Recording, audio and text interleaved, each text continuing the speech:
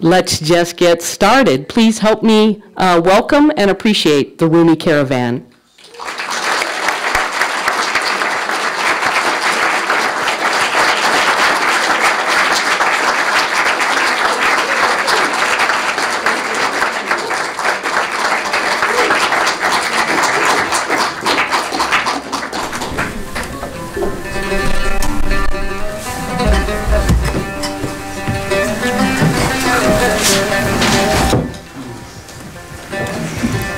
Good evening, beloveds. Will you join me as we settle in for a moment? I think you've probably all made sure your cell phones are turned off. If not, now would be the time. And before we begin, let's just take a moment to fully arrive. Maybe close your eyes. Feel how the chair holds your body, pressed gently in by gravity. And the body holding the breath, breathing in and out. And as you relax, the breath maybe drops a little deeper in the belly. Letting go of the preoccupations of the day. Forget about what comes next. And just really be here with us. Silvio Machado says, "Let there be a quiet that falls like grace over us all, over our hands which have slowly become guns, our teeth now daggers, and over our hearts which explode with the suicide bombs. Let us take ourselves back to the time we first saw each other on the Fertile Crescent, where we drew water to drink from the same river, or to the first playground where you asked me, 'What's your name?' And I said, 'I am you.' Let us follow this unmentioned history back in time so that we may see that the suffering of one is the suffering of all, and furthermore, the responsibility. Let us gather our missiles, our shrapnel, our tanks, our nuclear threats, and our hatred, and ask, how could I have thought to use these against you? How? And let there be a quiet that falls over us like grace as we stand dumbed by the asking. And then let there be a listening for the deepest of answers.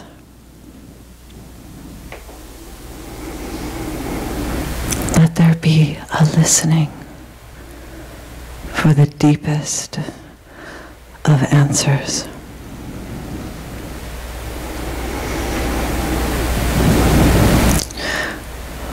Welcome to Rumi's Caravan, oasis of the heart.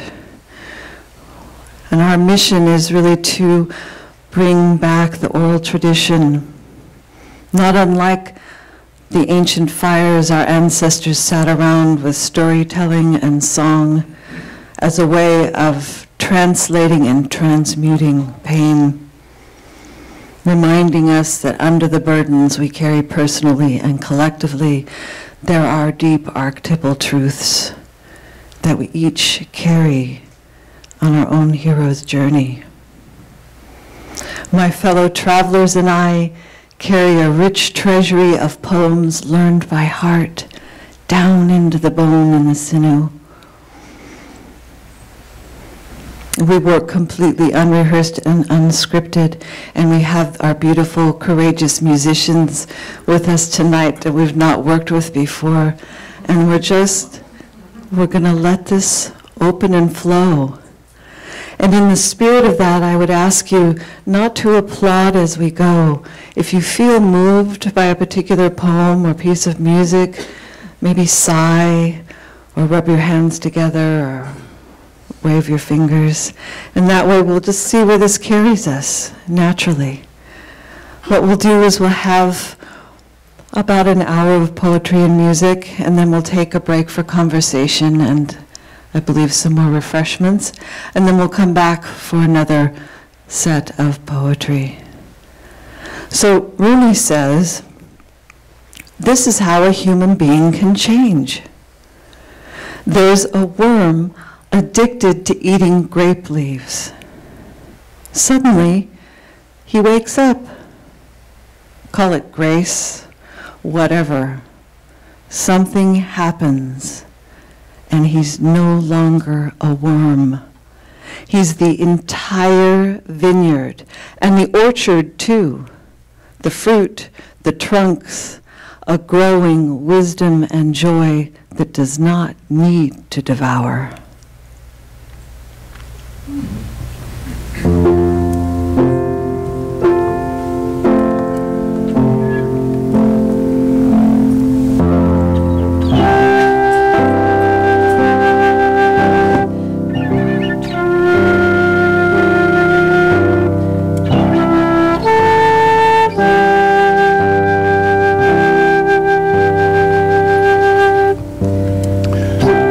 Says, "Oh, pilgrim, where have you been?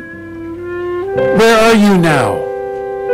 While you have been wandering the earth, the beloved has been here all along, waiting for you. Let the caravan carry you home to your heart's true desire. The treasure you sought is buried in your own garden.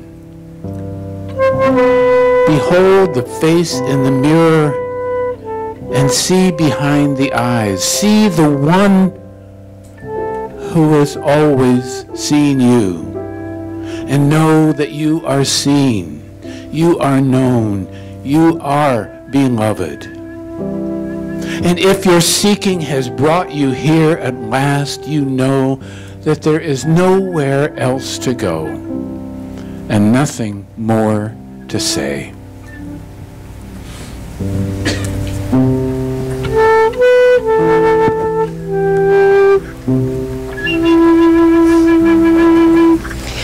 Mary Oliver says,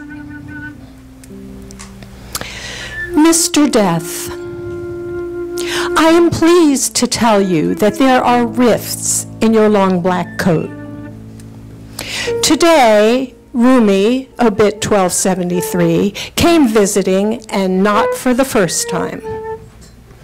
He was as real as the tree I sat under. True, he didn't speak with his tongue, but from memory. But just because something is physical doesn't make it the greatest. He offered a poem or two and then sauntered on. I sat for a while, feeling content, and feeling contentment in the tree. Isn't everything in the world shared? And one of the poems had a tree in it, so of course the tree felt included. That's Rumi, who has no trouble slipping out of your long black coat, oh, Mr. Death."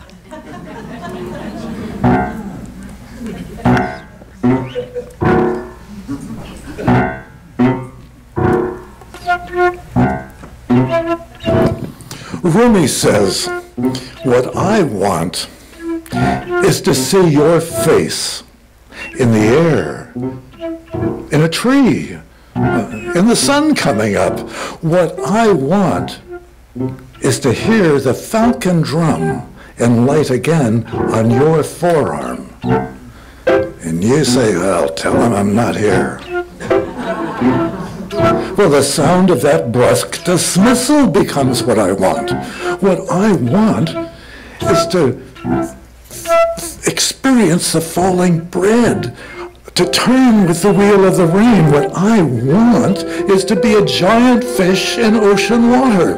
What I want is to be Jacob recognizing Joseph. What I want is to be a desert mountain instead of a city. I'm tired of cowards and teary, whiny people. I want to sing like the birds sing, not caring who hears or what they think. Well, last night, a wise teacher went door to door, saying, he who is not to be found is the one I'm looking for. Beyond wanting, beyond place, inside form, that one. Oh, the flute says I have no hope of finding that. But love plays, and is the music played?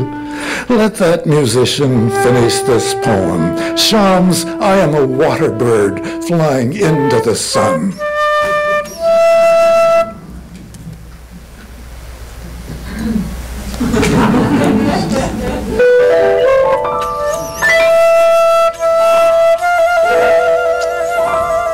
There's two little poems that speak about what we try to do here.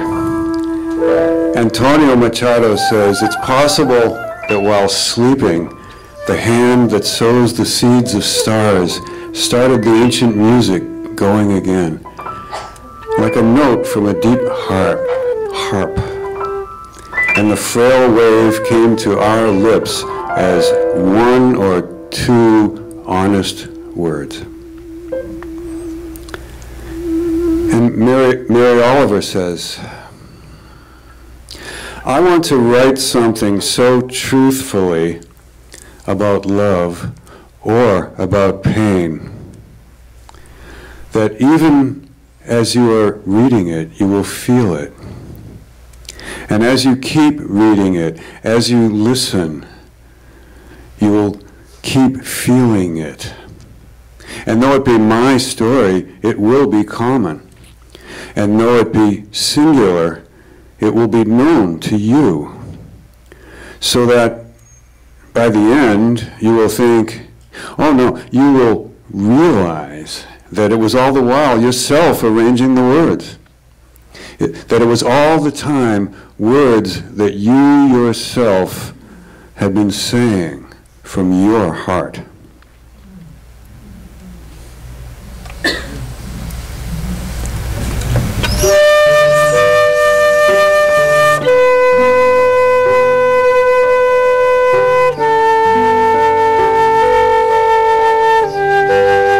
Oliver has been invoked a couple times, so that deserves another one.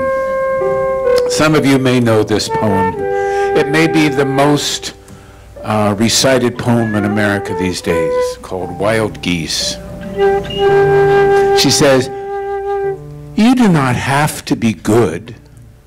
You do not have to walk on your knees for 100 miles through the desert repenting. You only have to let the soft animal of your body love what it loves. Tell me about despair, yours, and I'll tell you mine. Meanwhile, the world goes on. Meanwhile, the sun and the clear pebbles of the rain are moving across the landscape, over the prairies and the deep trees, the mountains and the rivers. Meanwhile, the wild geese, high in the clean blue air, are heading home again. Whoever you are, no matter how lonely, they call to you like the wild geese, harsh and exciting, over and over, announcing your place in the family of things. You know, driving here this afternoon, coming across from Williams on Highway 20, passing the Calusa Wildlife Refuge, there must have been 10,000 geese circling in the air. I'm sure you see this all the time. For me, it was just one of those moments where I felt, it's okay. It's okay.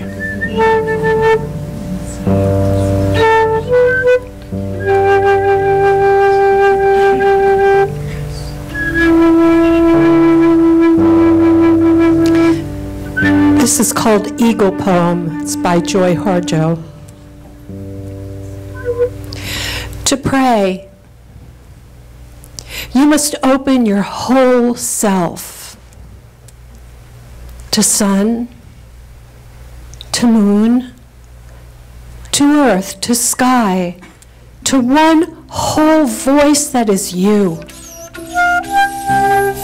And know that there is more that you can't see, can't know, except in moments steadily growing and in languages that aren't always sound, but other circles of motion.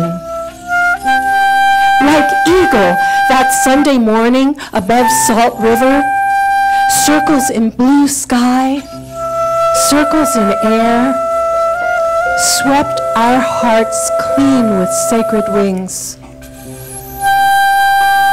We see you, see ourselves, and know we must take the utmost care and kindness in all things.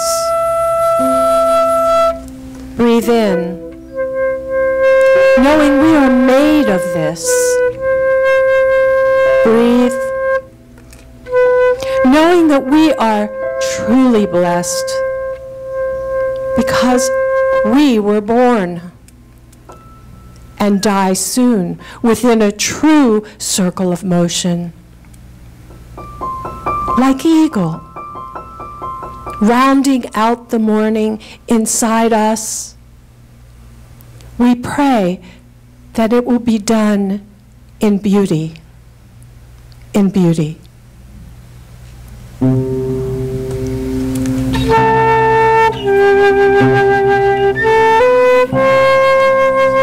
Circles, circles. Corleen van Slusser, called a street cleaner. She had a purpose, cleaning the streets. Some days it was dirt, some days it was trash, some days it was rose petals from the funeral marches, strewn on the roads by insane mothers and fathers, mourning the deaths of their sons and daughters, children and grandchildren to war. She heard the voices which arose from the dead, bodies never buried. Then, broom in hand, she dutifully made little circles of rose petals in the quiet places to honor them. A touch of beauty, she thought, in this time of darkness. Then, broom in hand, she went ahead, cleaning.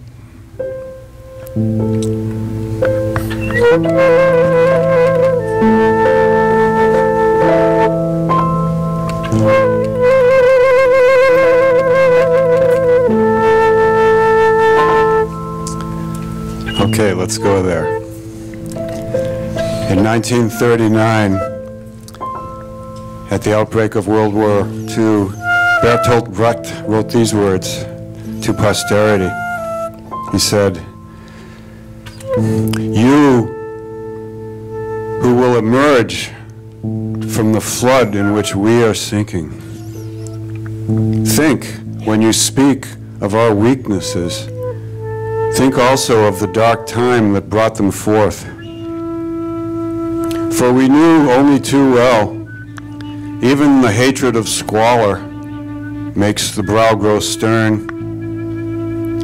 Even anger against injustice makes the voice grow harsh.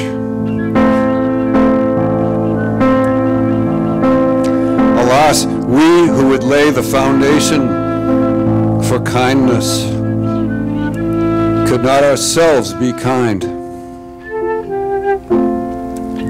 But you, when at last it comes to pass that man can help his fellow man, do not judge us too harshly.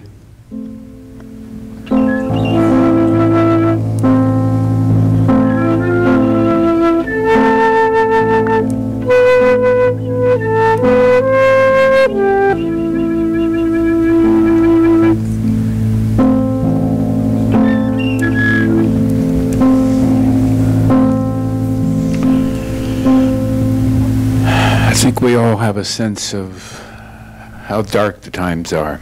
And I think we've all been through some trauma lately. And we're offering these words as a way to try to knit the world back together again. And as medicine.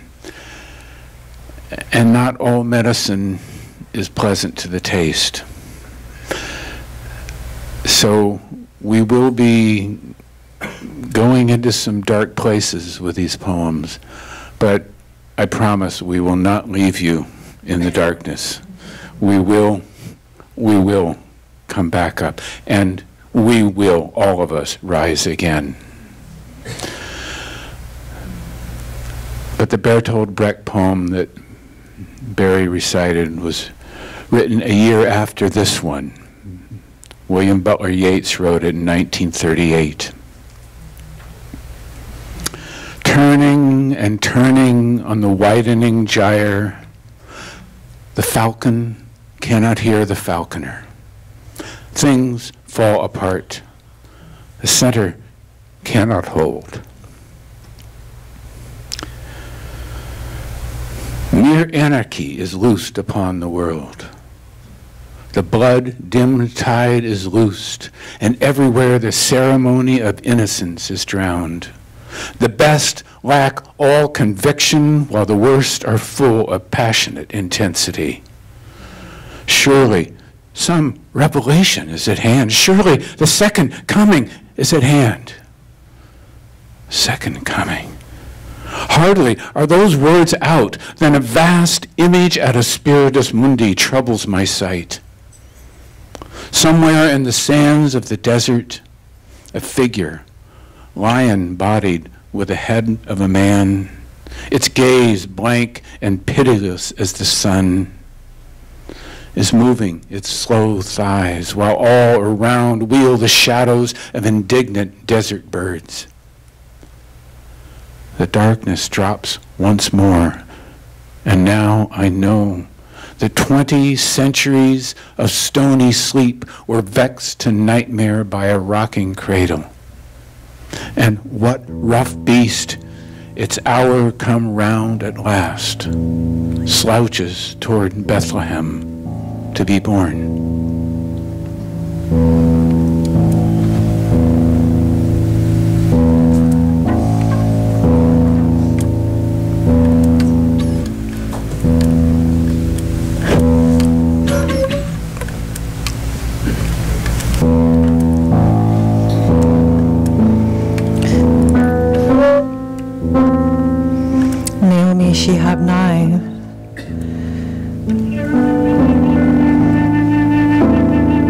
Before you know what kindness really is, you must lose things. Feel the future dissolve like salt in a weakened broth. What you held in your hand, what you counted and carefully saved, all this must go. So you see how desolate the landscape can be between the regions of kindness. Before you know the tender gravity of kindness, you must, how you ride and ride, thinking the bus will never stop. The passengers eating chicken and maize will gaze out the window forever. Before you know the tender gravity of love, you must travel where the Indian in the white poncho lies dead by the side of the road. You must see how this could be you. How he, too, was someone who journeyed through the night with plans and the simple breath that kept him alive. Before you know kindness as the deepest thing inside, you must know sorrow as the other deepest thing. You must wake up with sorrow. Speak to it until your voice catches the thread of all sorrows and you see the size of the cloth. Then it is only kindness that makes sense anymore. Only kindness that ties our shoes and sends us out into the day to mail letters and purchase bread. Only kindness that lifts its head above the crowd of the world to say, it is I you have been looking for, and then goes with you everywhere, like a shadow or a friend.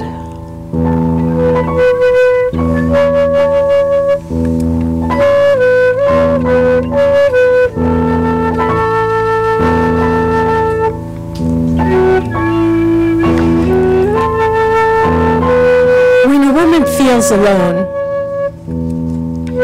when the room is full of demons, the Nootka tribe says, the old woman will be there. She has come to me from over 3,000 miles. And what will she have to tell me, troubled by phantoms in the night? Is she really here? What is the saving word from so deep in the past? From as deep as the ancient root of the redwood, from as deep as the primal bed of the ocean, from as deep as a woman's heart sprung open again through a hard birth or a hard death. Here, under the shock of love, I open to you, primal spirit, one with rock and wave, one with the survivors of flood and fire who have rebuilt their homes 1,000,000 times, who lost their children and bore them again. The words I hear are strength, laughter, endurance. Old woman, I meet you deep inside myself. There, in the root bed of fertility, world without end as the legend tells, under the words, you are my silence. May Sarton.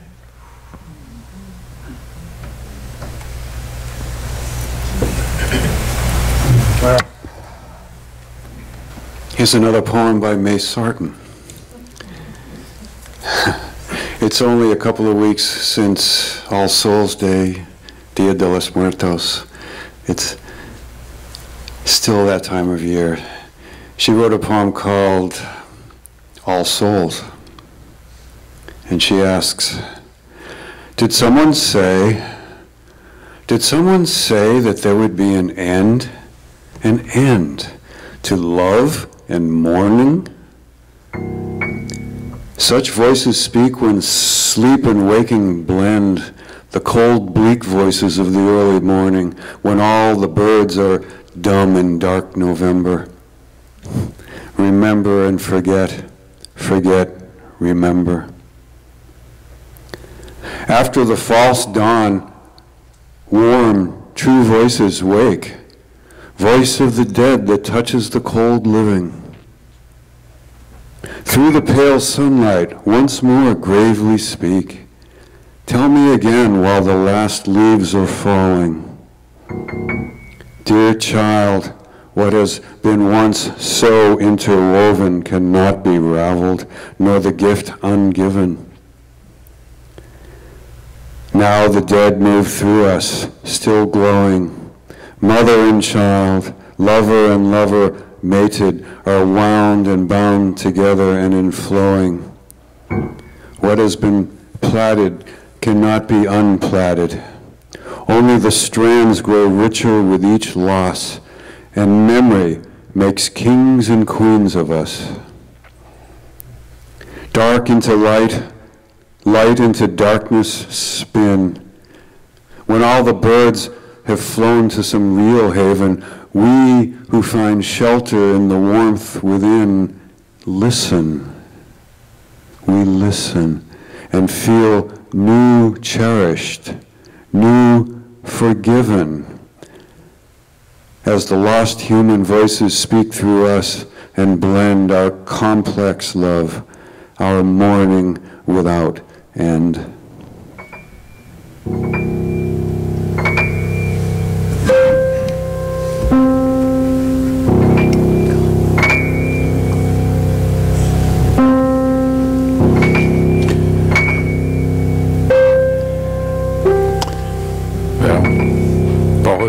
Actually preceding All Souls Day. This is titled All Hallows Eve, 2001.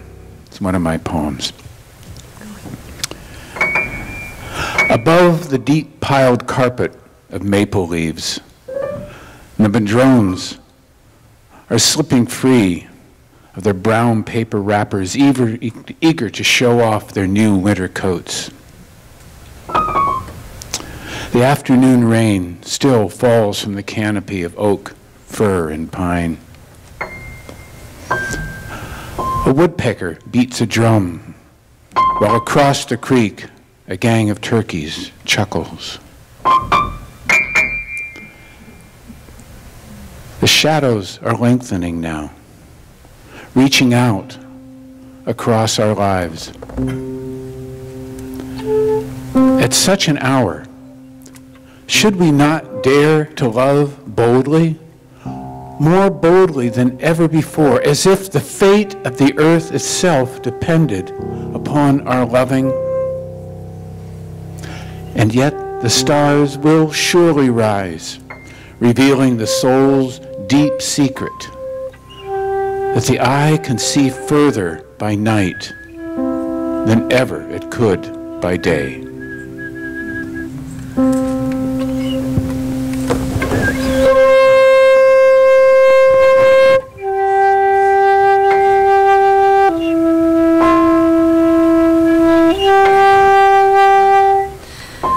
Listening.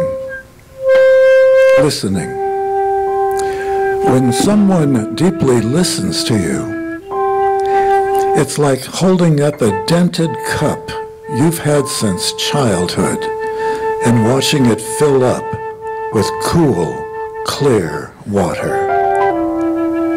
When it balances on the lip of the brim, you're understood.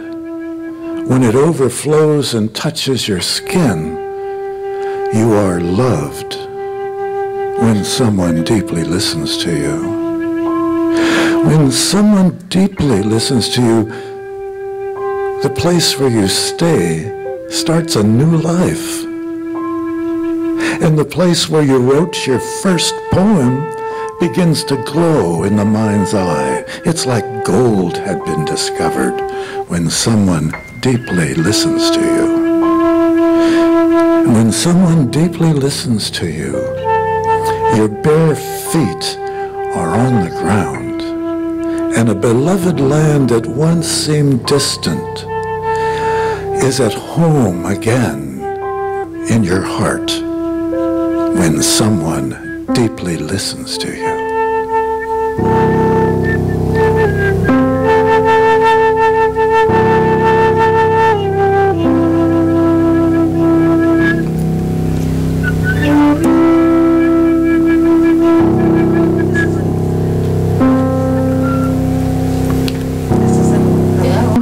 Oh, there we go. This is an Alison Luterman poem. She says, because even the word obstacle is an obstacle. Learn to love everything that gets in your way. The Chinese women in flowered bathing caps murmuring together in Mandarin while they do leg exercises in your lane as you execute 36 furious laps. One lap for every item on your to-do list. The heavy-bellied man who goes thrashing through the water like a horse with a harpoon stuck in its side. Whose breathless tsunamis rock you from your course. Teachers, all. Learn to be small and swim past obstacles like a minnow without grudge or memory. Dart toward your goal, sperm to egg. Thinking obstacle is another obstacle. Try to love the teenage girl lounging against the ladder showing off her new tattoo, Cette vie est la mienne, this life is mine, in thick blue-black letters on her ivory instep. Be glad she'll have that to look at the rest of her life. And keep going. Swim past an uncle in the lane next to you, teaching his nephew how to hold his breath underwater, even though kids aren't allowed in the pool at this hour. Someday, years from now, this same boy who is kicking and flailing in the exact place you want to touch and turn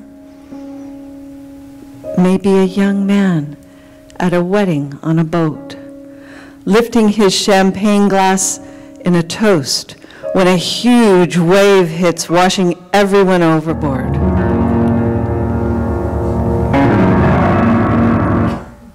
He'll come up coughing and spitting like he is now. But he'll come up like a cork, alive. So your moment of impatience must bow in service to the greater story. Because if something is in your way, it's going your way. The way of all beings, toward darkness, toward light.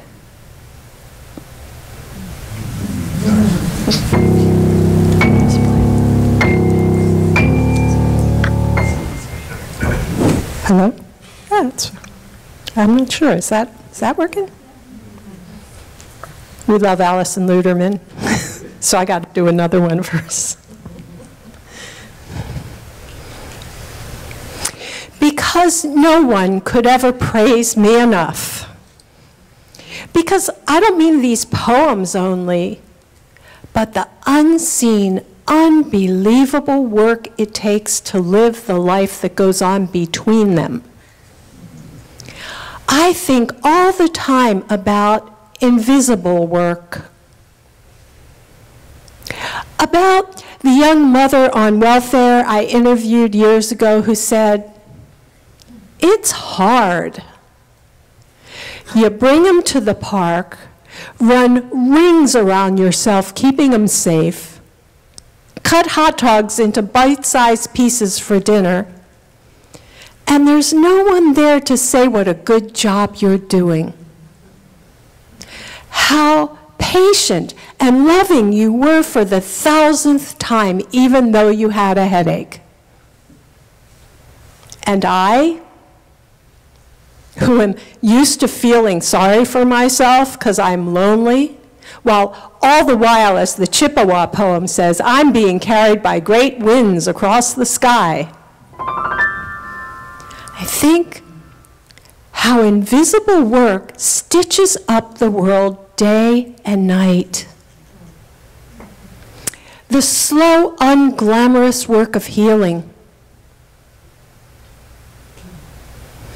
The way worms in the garden tunnel ceaselessly so the earth can breathe, and how bees ransack the world into being, and how owls and poets stalk shadows, our loneliest labors under the moon.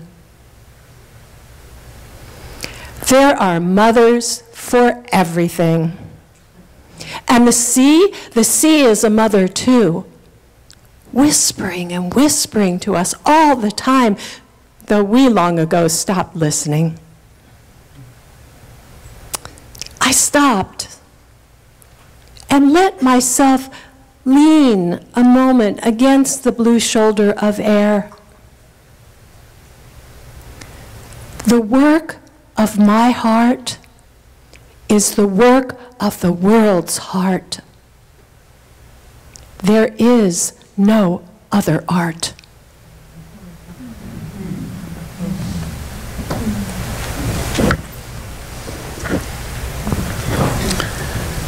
You mentioned the sea. When the caravan was last in Hawaii, we picked up this poem. It's called Honu. Honu is the Hawaiian word for sea turtle. Little Honu, swimming her way to shore on the new moon's wave, the full moon's wave. We have scooped her up and held her close to our heart, each one of us. Blessed is the mother who labors to bear her child. Blessed is the one who protects so fiercely. Blessed is the father who attends to the mother and who welcomes his child. Blessed are the grandparents who dream the baby into the world and add pairs of helping hands. Blessed are the uncles and aunts who fall in love at first sight. For a week, we lived in a bubble outside of time. Only birth and death drop you into that place. The outside world disappears in irrelevance.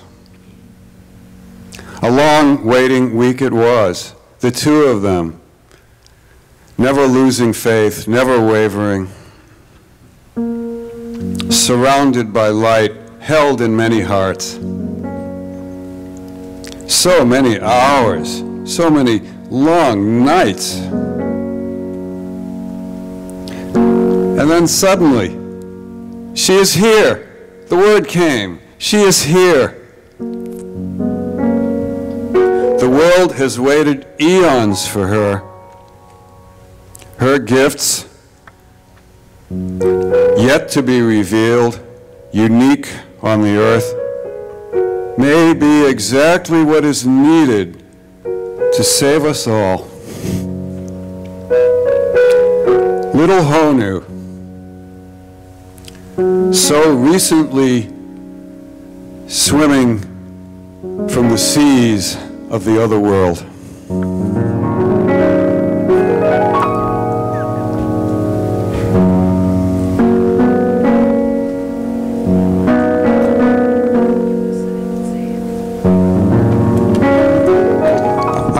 I'm sorry, one last thing. That poem was by Maya.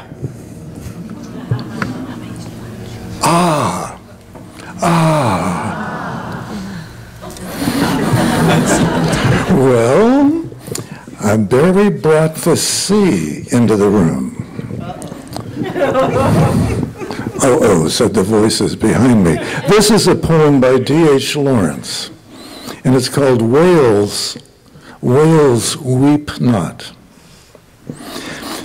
They say the sea is cold, but the sea contains the hottest blood of all.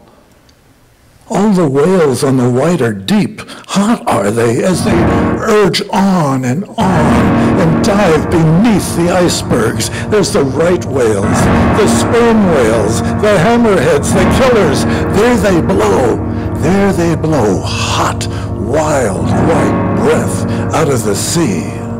And in the tropics, tremble they with love, and roll with massive, strong desires like gods. And the great bull lies up against his bride in the blue, deep bed of the sea, as mountain pressing on mountain, and out of the inward roaring of the red ocean of whale blood, the long tip reaches, strong, intense, like a maelstrom tip, and comes to rest in the clasp and soft wild clutch of the she-whale's fathomless body.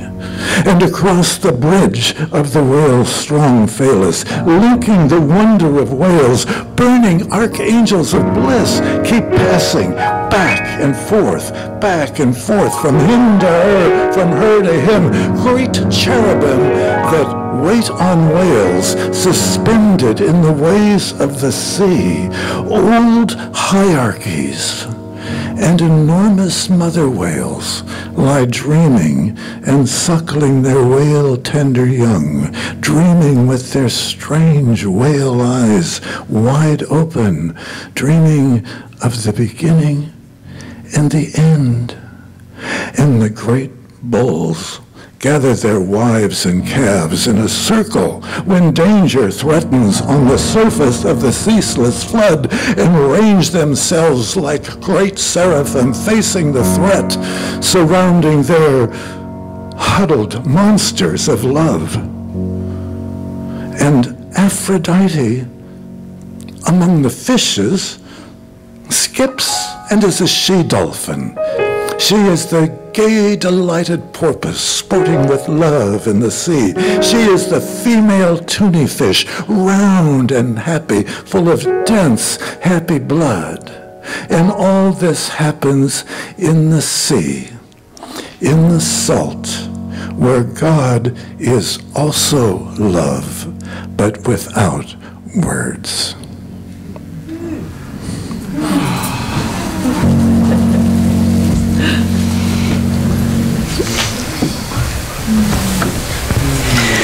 Well, I think we're just about at our time to take a little break, but I want to invite each of our poets to offer one more poem before we do that.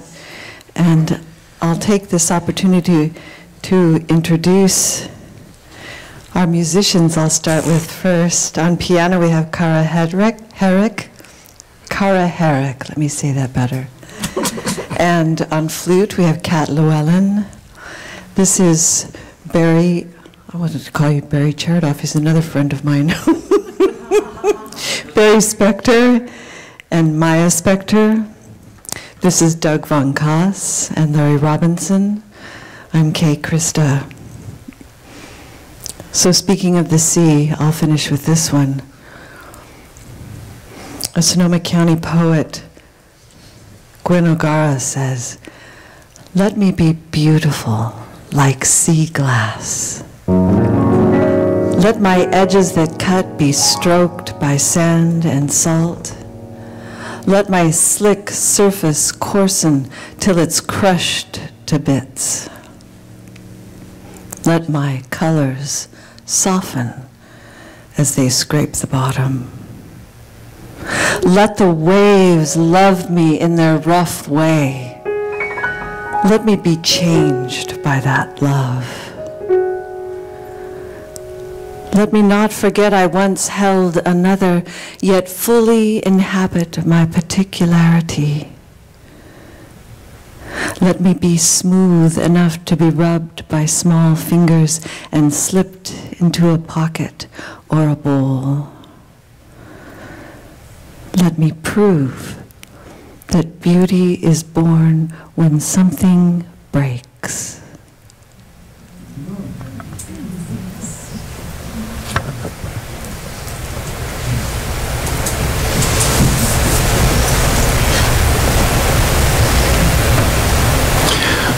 guys are so lucky, all of the leaves that are falling. I live in San Francisco, and I think I'll just stop there. I'll never be able to go home again. That's probably good. Autumn. This is from Rilke. He says the leaves are falling. The leaves are falling from high up, as if orchards were dying. As orchards were dying high in space. Each leaf falls, motioning, no. And tonight the heavy earth is falling away from all the other stars in the loneliness. We're all falling. This hand is falling, and the other one. It's in them all. But there is someone whose hands, infinitely calm, hold up all this falling.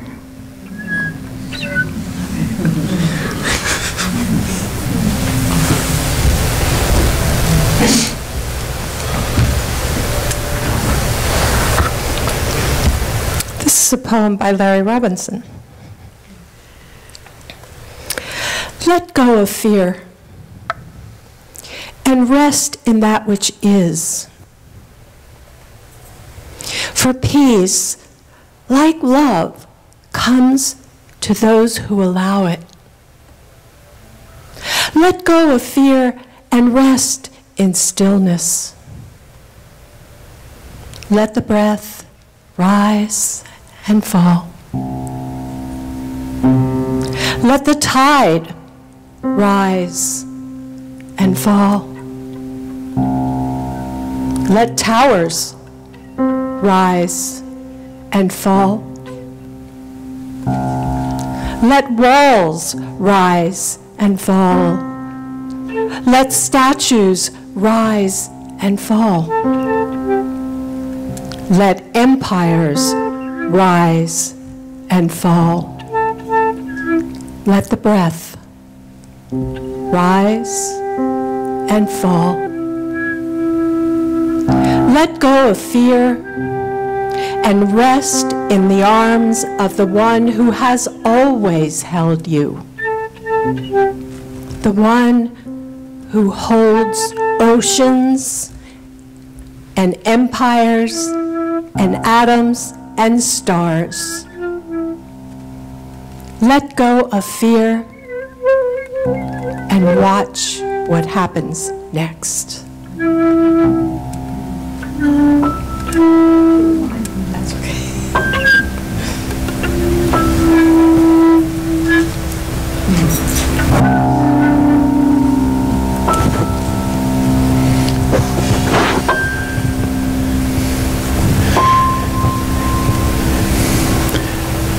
You know, for all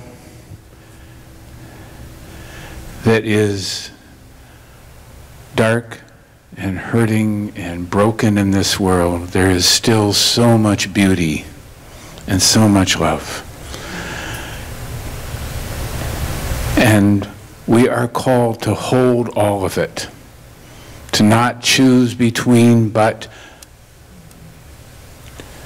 to let our hearts grow big enough to contain all of it. And this poem by Jack Gilbert, called A Brief for the Defense, talks about that challenge. He says, sorrow everywhere, slaughter everywhere. If babies aren't starving someplace, they're starving somewhere else with flies in their nostrils. But we enjoy our lives because that is what God wants. Otherwise, the mornings before summer's dawn would not be made so fine. The Bengal tiger would not be fashioned so miraculously well. The poor women at the fountain are laughing together between the suffering they have known and the awfulness in their future. They are smiling and laughing while someone in the village is very sick. There is laughter every day in the terrible streets of Calcutta, and the women laugh in the cages of Bombay. If we deny our happiness, resist our satisfaction, we lessen the importance of their deprivation. We must risk delight. We can do without pleasure, but not delight, not enjoyment. We must have the stubbornness to embrace our gladness in the ruthless furnace of this world. To make injustice the sole measure of our attention is to praise the devil. If the locomotive of the Lord runs us down, we should give thanks that the end had magnitude. We must admit that there will be laughter and music despite everything. We stand at the prow again of a small ship, anchored late at night in the tiny harbor, looking over to the sleeping island. The waterfront is 3 shuttered cafes and a single naked lamp burning. To hear the sound of oars in the silence as a rowboat comes slowly out and then goes back again is truly worth all the years of sorrow that are to come.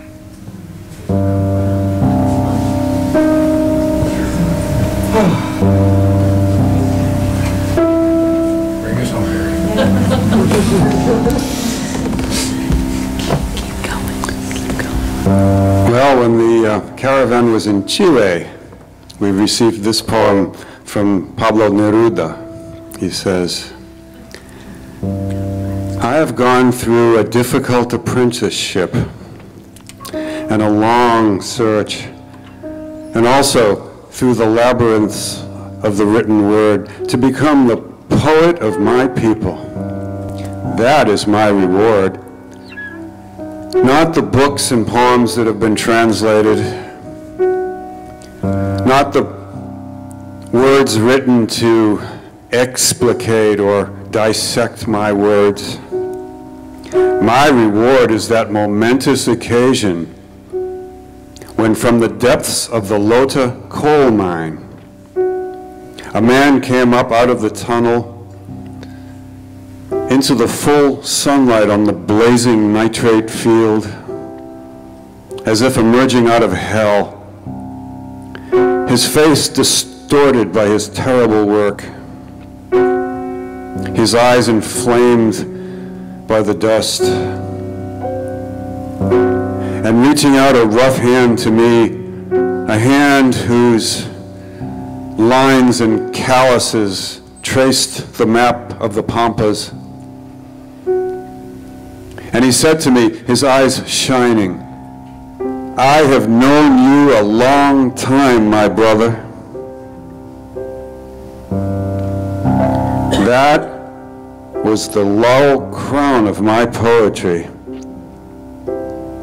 That opening in the bleak pampa from which a worker emerges, who has been told often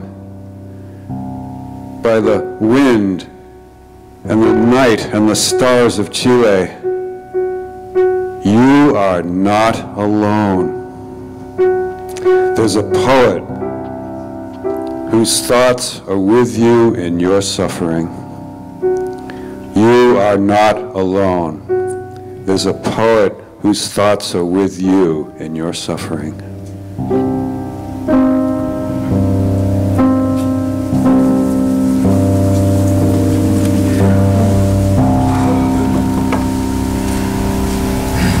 Let's go play.